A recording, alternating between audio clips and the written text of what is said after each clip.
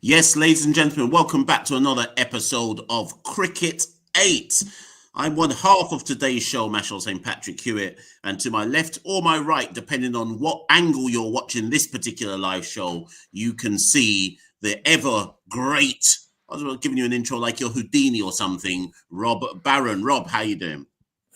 I'll take it. Good, mate. Yeah, how are you? I am fine. As we're recording this live right now, half of my mind is focused on what is going to be another West Indies epic chase to win a test match against Bangladesh. All of the people who will get in the comments afterwards, if West Indies go on to lose this, I don't care what you have to say. I've got full faith in them that they will chase these 280 odd down to beat Bangladesh. But Rob, we're not going to talk about West Indies, Bangladesh, or certainly not yet. We're going to start off, or certainly the first half of this show, looking at the Australian test side. A lot of people seemingly want to write the obituaries about the Australian test side. They want to say that this is an end of an era, and that after that humbling by India in the first test, that maybe this is the end of Australian dominance. Where do you stand on that argument, Rob Barron? I think in cricket media in general, but in the world of sport, there's far too much knee-jerkery going on these days. I think everybody seems to need an answer for something right now. Everyone seems to want to watch a video that's 17 seconds. Like, chill out, everybody. It's test match cricket. There's lots of good teams. Australia are a good team. India are a good team. The fact that India got beat by New Zealand 3-0 was extremely surprising. And if you run that series back a million times, there are so many times that it doesn't finish 3-0 to New Zealand, even with the exact same cricket being played. It was just the odd session of madness. And this one, we said it before, it was India that were being written off before the first test. And then because they had 5 first teamers out, realistically, and they just come off the back of a really bad result at home. But they didn't become a bad team overnight, Mash. They're still a good cricket team with Bumrah in, right? And if you're a good cricket team with Bumrah in, you're going to win a decent percentage of your games. Now, Australia, we picked a few holes in Australia, Jared and I, before this test match. Have some holes, right? Because another thing that a lot of people miss, particularly when it comes to betting, people line up the names of players against each other, and you can line up the stats of players against each other, and then they draw conclusions. And the conclusions you draw in betting is what percentage chance each team has got of beating each other, and how much better Team A is than Team B when you're factoring in home advantage and all that. And on paper, it all looks fine for Australia, but then you get into it and you go, well, Khawaja, eyes are going, clearly. It was a bad starter anyway. McSweeney's not the guy. He's certainly, he's been thrown in to do a job that he doesn't do. Like that happens a lot. The bowling attack is undeniably getting older, but you and I have got older since the start of this podcast. It's life. They haven't got crap, right? They had a test match where I think India got the better of the conditions. I don't think Australia underestimated them. I just think Australia's batting lineup had a bad test match, and the bowlers didn't find their lengths anywhere near as quickly as Bumrah did. And Bumrah is a once in a, like even more than a generation, like freak of how good he is at bowling. And he, as we said last time, if there's something to be found in a pitch, he will find it. If there's a right length to land the ball on, he will land it there, and he'll work it out in minutes rather than sessions, which is what mere mortals can do. So Australia, you can't write Australia off now because their attack. I know Hazelwood's got an injury now; that is definitely a thing. And I'm not sure that Bowe is necessarily the answer when it comes to calling somebody up to play in a test match if Mitch Marsh is struggling. That said, they've still got some great players in their team, and great is, again, an overused word, but Steve Smith is a great player. Pat Cummins is definitely going that way. Nathan Lyon hasn't done anything yet. And also, we're now going to a test match where it's day-night, it's Adelaide, crazy stuff will happen, and a lot of this test match will be decided on who bats when, at what time. Simple as that. And India got slightly the better of it in the first test. It wasn't their fault that Australia didn't want to bat long enough to get the best conditions. But a lot of this test match will be decided on who is bowling when it's under lights and doing plenty. And Australia have been traditionally very good at pink ball tests, particularly at home. you can't write them. It's not the end of an era. It's so knee jerky to say they've lost a Test match at home. It's the end of an era. Like if they get stuffed 5-0 this series, and one or two of the big guns retires, Khawaja would be the most likely one. I don't see Smith retiring after 5 tests with an Ashes to come next year. It's too knee jerky, Mash. What do you think? Well, I think I'm going to take elements of what you said. Ultimately, I agree with most of what you said, but I see this a lot in my other main sport that I follow, which is football. And I can't. You and I are roughly the same age. I can't remember when the turning point came in sports media, and maybe it's the rise of the content creator, whatever we deem that to mean. But everything is narrative. Everything has to be narrative. Everything needs a narrative, and we've kind of left the era where a result is just a result, and you just look at it in its own context of that was one match. This is what happened. Team A may want to change the following for the next match. Team B may want to keep things the same, or they may want to look at X, Y, Z, and we'll assess things after the second match. Every single match in a lot of sports these days has to be like an episode of your favorite sitcom, where you have to deeply analyze it and talk about character development and say, I wonder what this means for the protagonist, and so on and so forth. So I think as a sports media, a lot of us, and maybe sports consumers, have lost the ability to just see a match in its own right without Absolutely. a deep narrative being attached to it. And here's my example of why I say this. Let's just say, argument's sake, right? Argument's sake, Australia dominate the pink ball test and square it up 1-1. What then? What's the narrative then? Because how easily would it have been for people to switch from, this Australia team looks like they're coming to the end. So what do you say after the second test if it goes Australia's way? Do you stick on that narrative? So that's why I'm kind of with you, where I'm just like, let's just breathe a bit.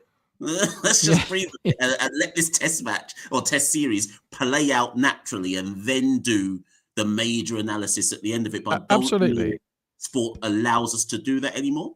No, the question I was asked before the first test was, is it the end of an era for India?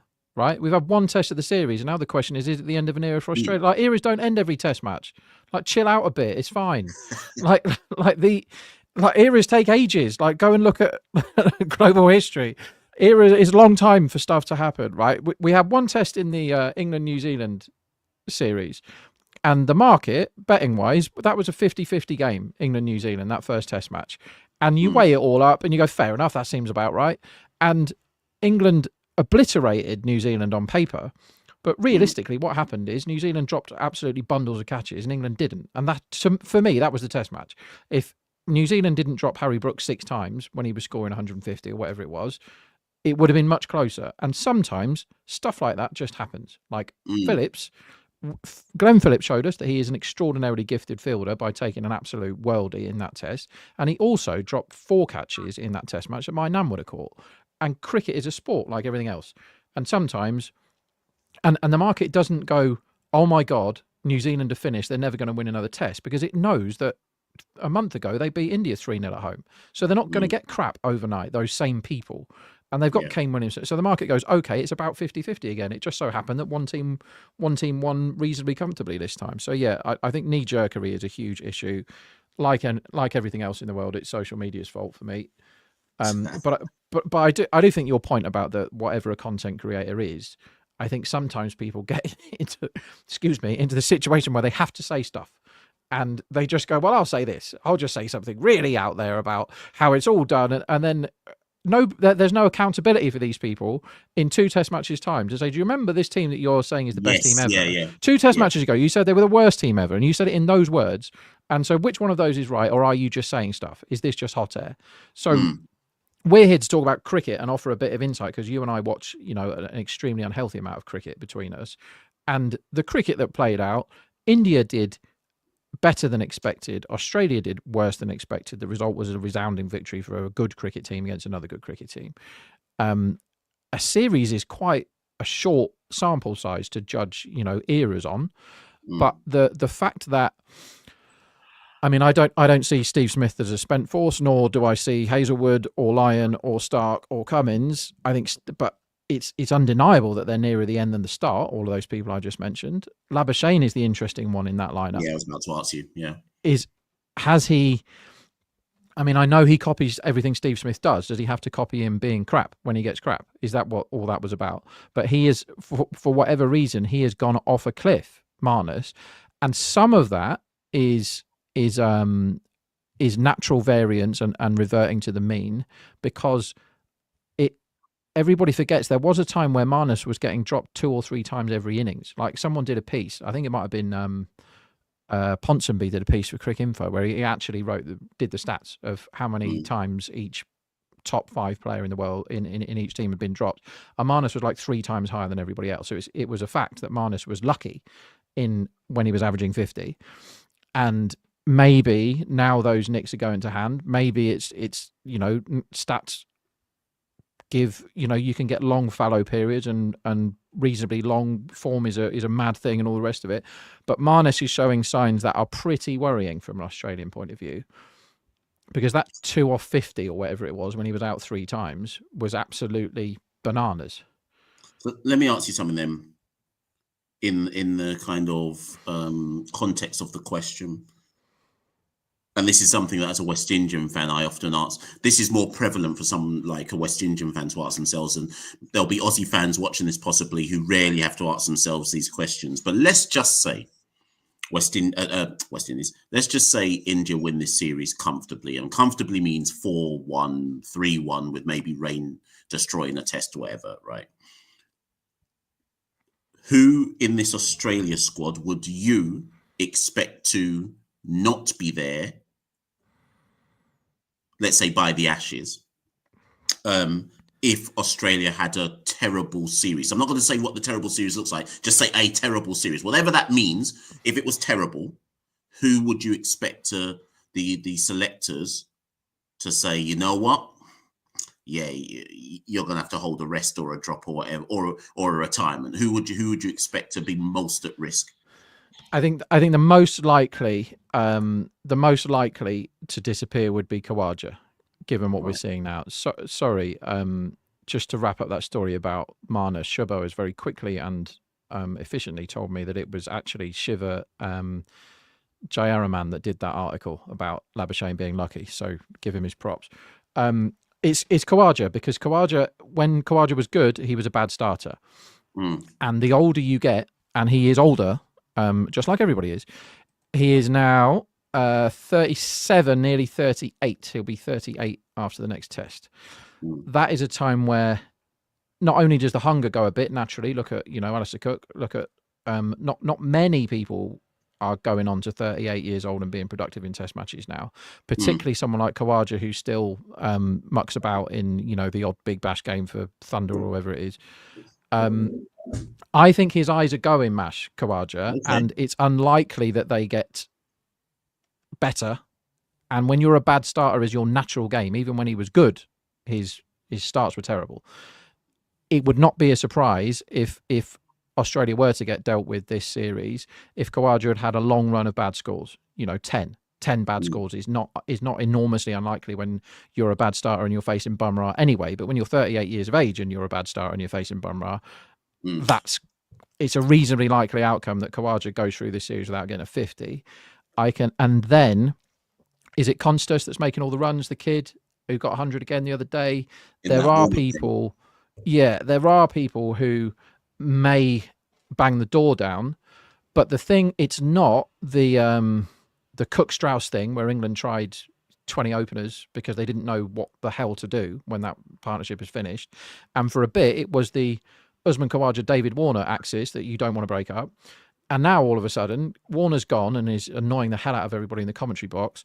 And Khawaja he won't be here much longer. It'd be a real surprise if he's here in 18 months, 2 years, Khawaja, playing test matches. But it's McSweeney with him, who certainly hasn't looked like the real deal. We're judging the guy on one test match, and he's got to face Bumrah at the top of the order when he's not an opener. I mean, that doesn't get any harder than that. And he's now going to do it in a day-night test. Good luck. You know, what if he fails again? So if both of these openers fail again in the next Test match, in this age of knee-jerkery, what do? I guess the next cab off the rank, given how the Australian selectors have done things, is they probably boot Mitchell Marsh out for somebody else if he fails for a while. You reckon? Because that's what they've done. That's what they've done throughout his career. And I know he came back and won them a World Cup, but in Tests he's been in and out and in and out. Marnus is probably the one that if he has a 5 bad Test matches, I think Jared alluded to this recently. He probably just needs a break. He probably needs a rest and like go away, go and churn some runs out in county cricket, go back to Glamorgan and wherever, and get some big runs and get your confidence back up, because he looks like just the 2 off 52 balls when he could have been out 3 times in 95 minutes in the last Test. That's a cluttered brain. It's not somebody that's thinking properly. But yeah, I guess Khawaja first, Marnus second, Mitch Marsh third, but that's ignoring McSweeney, who you can't possibly say in that bracket, but he might be booted out in a week's time. Speaking of McSweeney, because when myself and Mega did the show last week, I said to Mega that I just assume McSweeney gets the whole series, because you have to. You can't put a youngster, relatively speaking, in experience, certainly in experience terms, you can't put a youngster in a big series and you don't give him the whole series. Or let's go back to the original point. Is everything narrative? Is everything knee-jerk that actually would you expect Australia? Let's say he gets 2 single-digit scores, which isn't out the realms of possibility in a pink ball Test, right? 2 single-digit scores. Would you expect them to be ruthless and go, yeah, you're not good enough for this? Or surely they have to give him the whole series, Rob. They can't. Surely they wouldn't. Surely we're not at that stage of knee-jerkism where you put somebody in the hardest series of all and say, yep, you're not good enough. Out you go after 2 Tests. It would be brutal if they binned him. The hardest assignment in world cricket at the moment is opening the batting against Bumrah, right? That's the hardest thing you can do. He's done that, and now they're like, yeah, but you got to do it again, but it's a pink ball. He's not an opener. Like, that's not what he is. He's not a Test match opener. So, but in this day and age, when the other guy has been a loyal servant to Australia for some years now and was as good a Test opener as there was in the world only 2 years ago, Khawaja, it looks like they have a big problem at the top of the order, Australia, and they don't want to go back to Harris. Renshaw he seems destined to be the kind of 3rd or 4th choice opener for his whole career, Renshaw, because whenever he looks like he's just about to get the gig. But just to answer your question briefly, they shouldn't do it, but would it shock you if he goes 0-0, which isn't a huge price for him to get 2 single-figure scores in this Test match, and then fails again in the 3rd? How many players now come into a side, have 6 failures and stay in the side in world cricket in this era? Because we're now in an age where everybody needs instant results and nobody seems to be planning for any kind of futures. I can't see, with the way selection is done now, him coming into the side, having 6 failures and keeping his place, let alone having 10.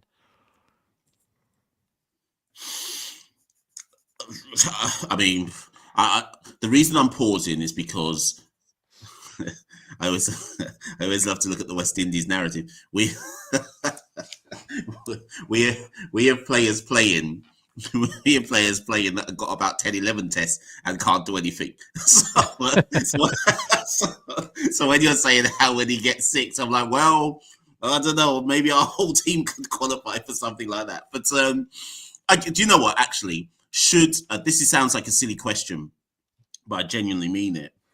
Should a Indian or the BGT should it be used as the benchmark? Is it now the benchmark? Actually, is this the benchmark to decide if you're good? Because McSweeney might be good, he's just not good yet. Yeah, he's a 25-year-old guy that isn't an opener in first class and isn't a Test match opener. And when I saw him in the Big Bash, and I watched every game of the Big Bash last year, I thought he looked great. But it's a different format, and people are, as Gazamfar, who's just been signed for 250,000 UK pounds or whatever it was, playing the IPL. You are now judged on whatever format's on the telly, basically. And so he looked fine in that. Like Gazamfar have done well in an ODI and automatically got a game, a franchise in the IPL. Cricket isn't adding up properly at the moment. We'll come on to there being way too much white ball. I'm fed up with T10 tournaments being on my screen now. It's just doing my head in. I don't know, mate. Like, he might be good, but he's not gonna be given the chance, I don't think.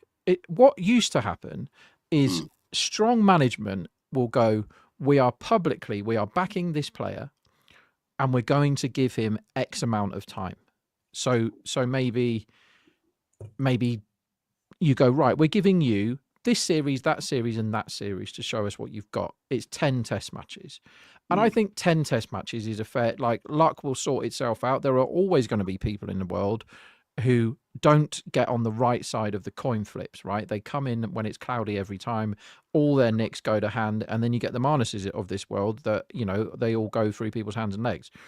That's the world, right? Sport mirrors real life. Some people are lucky in their lives and go through their lives with no, nonsense happening, and other people, seem to be born under a cloud. That's fair.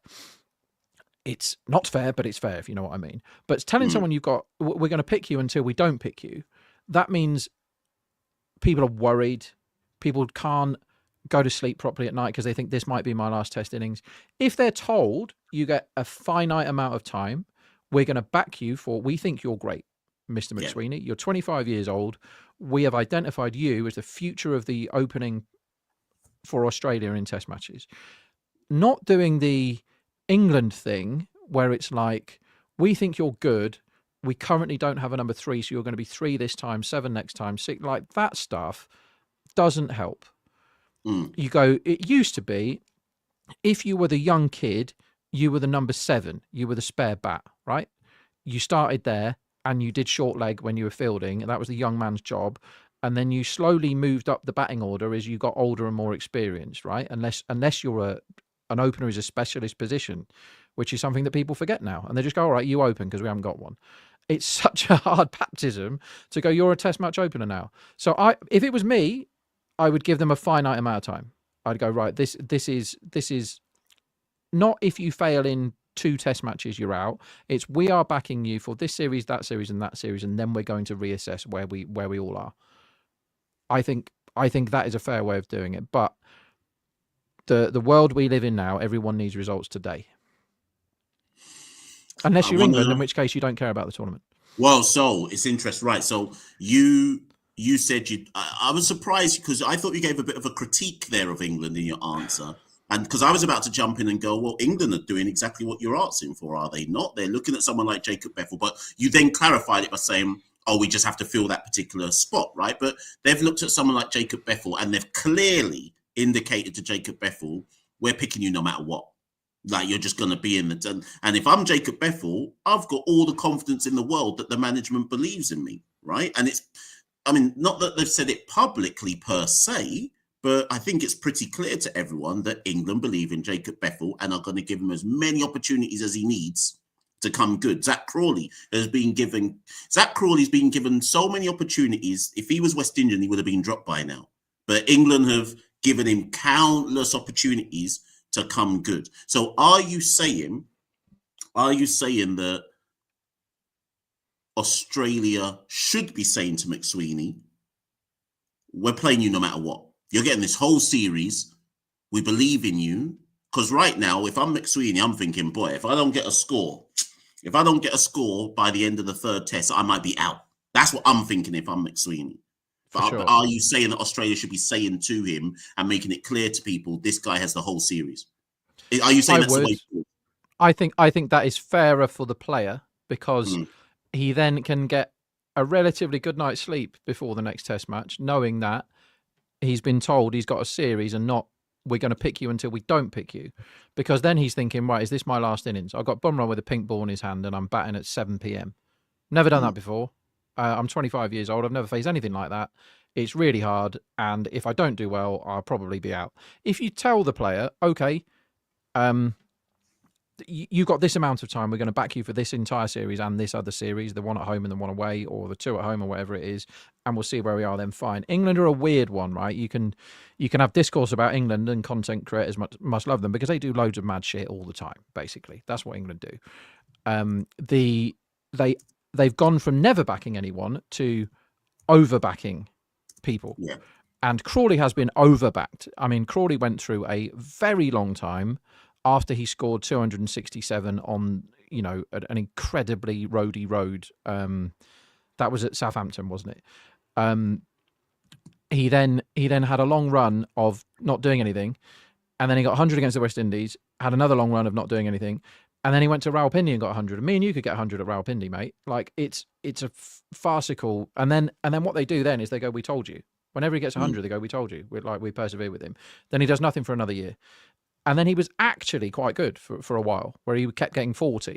And if people think that someone that keeps getting 40 is crap, if you get 40 every single time as an opener, that's fine these days. Yeah, it's really good. 100%. Yeah. I liked that. I don't want an opener who gets 15 times in a row and then gets 250. I don't really want that. Anyway, so they've overbacked him. They've massively overbacked Bashir. And I think a lot of what England do, and Stokes in particular, because of their characters, Stokes, McCullum, the axis of ego, is they like sticking their two fingers up to the media and saying, it's not up to you what we do. We'll do exactly what we want. We're not listening to any of this outside noise. I really respect that. But sometimes they kind of appear to me from the outside to cross the line into saying, not only are we ignoring the outside noise, we're doing things to deliberately annoy people. We're just going to go that step further just because you told us we shouldn't do this. We're going to do it anyway. Because whilst Bethel might be Joe Root again, he might be the next coming of Josh Butler or something, but he can crack red ball. His first innings, he didn't look like a Test match number 3, did he? And when now everyone's talking like he's the best cricketer of all time because he hit a 50 in extremely advantageous conditions when the bowling team had given up. They'd lost the Test, right? So that was just him having a public net where he was smashing it. It was really fun to watch, and he got 50 or 35 or whatever it was. It was a really good watch, and he hits the ball hard, that kid, and he looks like he's got loads and loads of talent. And when you've got somebody like that, whereas Bashir doesn't tick any of those boxes for me, I don't mean about hitting the ball. I mean, he doesn't look like a talent. He doesn't look like somebody who's going to be awesome in 5 years. They just picked him because he's tall. And we're going to make a Test match cricketer out of you. And even if you're crap, we're going to keep playing you in every game and you're going to keep bowling. And whenever you get any wickets, our narrative is going to be you bowled brilliantly well and you got us wickets. Run that first innings back against New Zealand. He bowled like a drain and they played awful shots. That's what happened. Bashir bowled terribly badly and he got a forfer because they tried to hit balls that weren't there to be hit and they hit them downfielders' throats. Run that innings back 100 times, he gets 4 for once, and that was that game. So that's fine. That's the Bashir thing I don't agree with. The Bethel thing, if you've identified somebody that you think... Everybody knew Joe Root was going to be awesome, right, from when he was a child. Everybody knew this. And he was, the whole future England captain thing that people do, they did with Athers and all that. They just know in their kid he's going to be awesome. And you put him in... I'm not sure it's fair to Bethel to say what we're going to do with you now. We're going to play you every game, but we're going to play you in a different position. There's two sides to that argument. I'd be interested to see where you see this. One is it great for someone's development that there are 3 1 week, a 7 the next, and a 5 the week after? Is that good? Or is it we're going to play you at 7 for 15 Test matches and see how you get on, and then we'll think about moving you up the order? Or England are a team that can be malleable with their batting order and go, we're going to smoke it this session. So Jacob, up you come. Joe, sit down, take your pads off. Jacob's going to have a bash for half an hour here. Or is it better? Is it better for somebody to be given a role where they're just backed in a certain position? Because sure, he'll get better for the experience if he faces enough balls in all the positions in the batting order. But what if he has 4 failures of when he's batted 3, 4, 5, 6? What happens then? Where do you stand on that one, Matt?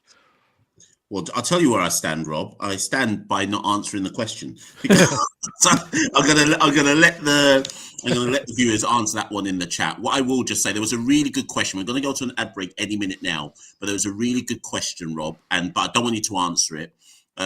If production can put it up, it's from No One Knows 2024, and No One Knows 2024 says, question for Rob. We know that England use CricViz for bowlers, release points, speeds, lengths, etc. Do they do that for batters? Seeing how good a batter is for example, seeing how good the batter is versus high seam or swing, for example. Thank you, production, for putting that up. Now, Rob, don't answer that. But what I will say, Rob, is the next episode you're on, No One Knows 2024, Rob is going to come back with some research on that. He's going to do some homework and come back on his answer to that. But those of you in the chat, by all means, engage with No One Knows 2024 and your responses to that. What I will just say to kind of semi-answer your question, Rob, is just that I think it would be fair to say that whatever England are doing, rightly or wrongly, their narrative has had an impact on everybody else's narrative. That much I will concede and say. But ladies and gents, we're going to take a short break and then come back on the other side with a different topic. Remember to support us by subscribing and sharing, but also signing up at Cricket8.com, where live scorecards cover 8,000 matches a year with advanced visual details that tell you who is actually in front in the game. If you come to Cricket8.com now, you can spin the wheel as we start to launch a new thing for us, our free fun cricket games. There are prizes for top spinners, and on top of all that, we have 8,000 live scorecards and so much content. If you come to Cricket8.com, you will find 8,000 live scorecards a year with visual representations of who is actually winning the game. Plus, we have live footage from some matches as well, not to mention information on what the markets are doing. There is no place to follow this game live like Cricket8.com. For a minute there, I thought Rob had gone, but I'm back. Ladies and gentlemen, we're back for the second half of the show. This one's going to be a much quicker one. Rob, I'm going to get straight to it, get straight into the mix. At the moment, the Global Super League is on, T20 Global Super League. And I'll be completely transparent. Despite being one half of the Caribbean Cricket Podcast and despite hosting a podcast that proclaims to talk everything Caribbean cricket, I have not even watched 1 second of the Global Super League.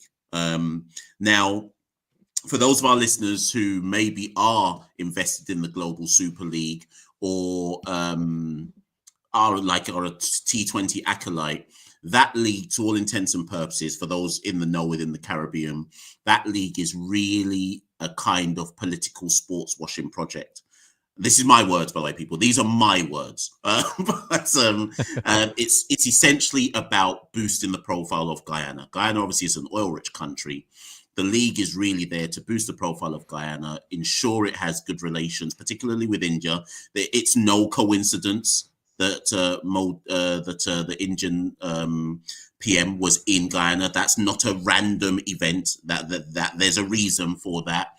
I think Guyana and particularly Barbados are trying to position themselves as the leaders of the Caribbean in some senses. So it's very much part of extending the profile of Guyana as a country. Great, cool. I'm not here to critique that. What I am here to critique, Rob, and discuss with you is when is one T20 league too many T20 leagues? And I don't know if it's just that I'm fatigued, but I can't do it anymore, Rob. I can't watch them anymore. For me, there's too many going on. And this is before we even discuss the Abu Dhabi T10, which I legitimately think that league needs to be closed down. I actually think that league needs to be stopped, right? No question. And it leads me to the question, Rob, because you're more involved in this than I am. When's the bubble going to burst? Because it has to. It has to. But when is it going to burst? The bubble burst about 4 years ago for this. And we are all covered in like very liquid bubble juice dripping down our faces whilst they just put another one on. You're like, what do you mean the Trinidad T10's on in a minute? What, like, there was a day where we were all talking about watching whatever cricket we were watching, and somebody said, "Oh, the global T20 starts in a minute," and went, "Oh, really? That's today, is it?" Go look at the schedule in January, right? When you've got the BPL, the IL20, the Big Bash, and at least 2 other things all happening at the same time, same format, with the same players. Gazamfar the other day played in, I've mentioned him a lot already. He's played like 3 internationals or something. He played for the under-19s, and then he played in the Abu Dhabi T10 on the same day. Like, what the hell is going on here? So because I'm sick in the head, I watched some of this global T20 the other night, and you can literally watch cricket every minute of the day now. It's gone way beyond nuts. It's like, oh, there's a test match on all day. That's good. South Africa, Sri Lanka, I'll watch that. And you go, all right, there's 2 T10 matches on between that and the England-New Zealand test match starting at 10 o'clock. I'll watch that. And you're like, oh, well, there's 2 T20 matches on while this is going on. And then you turn over and there's another one. So, like, this is nuts now. It's got really stupid because you're watching... They at least have... Do you remember when we had the Champions League T20, and it was awesome, right? Yes. It showed the world who Kieran Pollard was. Some of us knew already, but that Trinidad team that was full of guns, that was being written off playing against the New South Wales team, I think it was, that had Brett Lee and all the others. It was a wonderful thing because it showed a lot of the world cricket that they hadn't seen before and players that they hadn't seen before. And every team had an identity. They were all trying. And now you're watching Hampshire and you're like, why is that guy playing for Hampshire? Why is that guy playing for Lahore Calendars, who's never played for them ever before, is now playing in the Global T20 or whatever the hell it's called? No one cares. Certain people to do with betting markets care, I assume, or else it wouldn't be happening. I watched the game the other day. They needed 31 off 13, right, with a load of rubbish left to bowl, and I'm afraid I'm going to include Carlos Brathwaite in the bowlers that had overs up their sleeves. Fuller was on strike. Now, Fuller has played for Hampshire for quite a while. He's allowed to play for Hampshire. That's fine. He can smoke it, right? Shamsi was bowling the over in question, and they needed 31 off 13 balls, and he played a forward defence to guarantee that he wouldn't be on strike for the next over. Fast forward 5, so you think, all right, well, they're not trying to win. Fast forward 5 minutes, they need 18 off 3 with Fuller's back on strike. They need 18 off 3 to win the game. Carlos Brathwaite's bowling, massive six that was very nearly a no ball, and then he executed a perfect Yorker, and it got really, really exciting. It's very hard to watch that if you've got anything other than zero cynicism about you, to think, well, what am I watching here? Like who's made this up? How is this one more hit and they've won when they're completely dead? The other day in the betting market, I think it was yesterday, whenever the Abu T10 finished, one of the teams had basically won the match, and you could lay, I think, a couple of million quid was laid on Betfair at 1.02 or shorter, and 1.01, 1 to 100. So they're giving them less than 1% chance of winning this match. 5 minutes later, after Imad has faced an over from Shadab, maybe not 5 minutes later, 15 minutes later, but the Imad was inexplicably leaving the ball when Shadab was bowling and they needed 11 and over. All of a sudden, it's a 50-50 game. And you're thinking to yourself, well, my cynicism isn't zero. I'm a bit too old for that. I've seen too much stuff happen in cricket. Like, am I watching a script? Am I watching a circus? Am I watching players that don't care? Am I watching players who are being told by the owner who's meant to? Because you try and predict a batting order in that thing. Try and predict a bowling change. You go, the opening bowler has bowled a wicket maiden, and he looked absolutely lights out. So he's going to bowl the third over, obviously, because it's still swinging. No, you don't see him again. Why? Why is the local guy bowling underarm in the third over? Why does that happen? Why is he on in full tosses? Like what the hell am I watching here? And it comes to the point where it's like, cool. There was a bit like the Big Bash have got blood on their hands here, because they decided to turn the Big Bash from a tournament that was very watchable, really family friendly, well marketed and well put together, right? They then decided to double the amount of games. And in lockdown, Justin Avendado played for two different teams in 2 different days, because they had a pool of players to do with COVID just to get a show out there.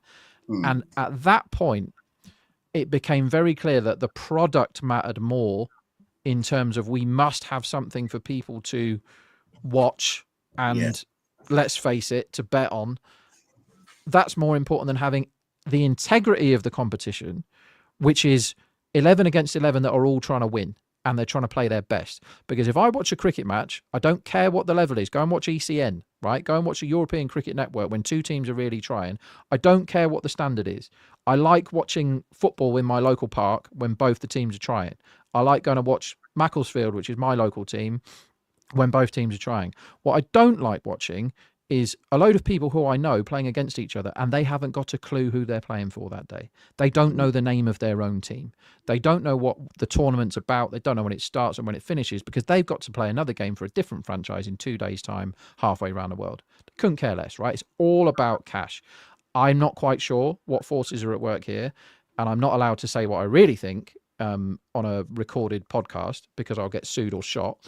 But there are forces at work that I don't really trust. And if I watch a disgraceful amount of cricket. I watch, a family bashing amount of cricket, right? I think you're probably in the same boat. Like, you probably get yourself into social trouble for the amount of cricket that you watch. But I cannot justify watching players that I don't think are trying their hardest. Like, they're not trying even half of their hardest by the shots they play, the balls they bowl, and how they conduct themselves while they're on the field. And then it becomes, you must ask the question then, why the hell does this tournament exist? Because there's no fan base. No one is a fan of any of those teams playing in that global T20 or in the Abu T10 or in the Trinidad T10 when I sent you that over the other day when there was 38 wides or whatever it was. No one's watching that and thinking, well, this is good. I can't wait to watch the next game of this and see whether my new favourite team are going to try just as hard again next time. You're like, what the hell is this I'm watching? It's a different bout of nonsense every day. The bubble burst a long time ago, my friend, and we are still sat here until somebody is in charge, and there's nobody in charge, until somebody will take responsibility for the game and go, okay, we've gone too far now. There must be a point where it's quite bad that you've got the IPL and the PSL running against each other. We know there's global politics involved there that make things difficult. You've now got boards that won't let their players play in the PSL, but they will let them play in the IPL. The PSL is basically now going to fill itself up with IPL rejects. What does that do for the integrity of that competition? What is going on here? Nobody steps in and said, well, that's a bit crap, isn't it, lads? Like, maybe you could do that in November, the PSL. Why not? No one's here, Mash. No one's helping us with this. It's just like greedy fat cats just tossing money at each other, and cricket is the thing that it's the sideshow behind it, right? None of it's cricket. So I'm gonna, believe it or not, so this one deliberately, and there'll be people in the chat right now going, no, carry it on. No, we're deliberately doing this. Rob and I will return to delve into this in more detail. But I will just say this to you, Rob, before we close off the show, because this one was always going to be the quick, short, sharp one. I will just say this, and I say this because of the field you work in. Can the cricket ecosystem exist without a viewing audience and just the betting industry doing their thing? So, sorry, that doesn't make sense, because to bet you have to watch. But I guess what I mean is, if people lock off certain leagues and they're like, I'm not engaging with that, I'm just not taking part in it, do you foresee a situation where some then just naturally have to essentially close down because people aren't engaging with it? Or do you think actually the ecosystem it's all within, it can survive even if people... Because like the ILT20, no one's been watching that ever since it started, and it's still going on. Abu Dhabi T10, no one's really watching that, and that still seems to go on. So does it even need us? No. Look at the players that play in those competitions, right? IL20 year before last didn't count towards your T20 stats when the 100 did, for example. Then the following year it does count. It's got loads of gun players in it. Joe Root was in it. Andre Russell was in it. The T10 thing that I've just watched has had basically people that have won competitions are allowed to bowl at Joss Butler. And then you've got like loads of absolute legends playing cricket, like Rashid Khan's bowling at one end. What am I watching here? To answer your question, have a look when you're watching one of these nonsense tournaments at the advertising, and look at the common theme of the companies that are on all these shirts and on all the advertising boards, and it all comes back. It might say that they're news sites because they're not supposed to promote gambling, but you go to those news sites and see where you end up. You're going to end up on a betting website. It exists through very rich people who like controlling things, want to have a toy to play with. And when there are enormous markets that have money in them available because of this entity, which is a cricket match, and the T10's over in, what is it, an hour and a half, and the T20 is over in 3 hours unless it's IPL, in which case it's 5 hours. It gives them a nice time to. It's very difficult to say things without getting myself in enormous trouble. Join the dots yourselves, right? There's loads of rich people making cricket. Tell me why Josh Butler's playing in that competition. What does Josh Butler get out of playing in the Abu T10? What does he get? Does he improve his cricket? Probably not. Does he get a boatload of cash? Don't know. Don't know what the answer is. Why am I seeing Alex Hales there? That's probably easier to answer because he can't score a run anymore, Alex Hales. I don't know if you didn't see any of it, but he didn't score any runs. Like, he looked like a walking wicket every time he played, but he's still opening the batting every time. I don't understand it. I will get myself into trouble if I delve too deep with the answer to that, but I don't think it needs a fan base because it doesn't have one, does it? I've got lots of mates that talk to me about cricket that don't have anything to do with betting, and I haven't heard a single comment about either the Abu Dhabi T10, other than the odd thing that goes viral when somebody's overstepped by 1.5 meters, I don't get a comment about the global T10, the T20, whatever it is. I don't get anything like that. Have you seen this game? No one cares, mate. No one cares. But it's still existing, and they're still popping up. There's still more of them happening. Why? Why are they happening? Where does all the money come from? And where does all the money go when the game's in play? And where does it end up afterwards? I'll tell you where I'd like it to go, in my pocket. And with that, ladies and gentlemen, listen, you've been listening to Machel St. Patrick and Rob Barron on the Cricket8 podcast. We'll have more of these. We're back.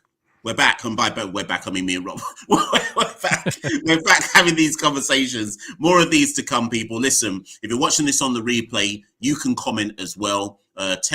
Tell me I think I'm the most hated person on Cricket8. So jump into the comments. How is that not me?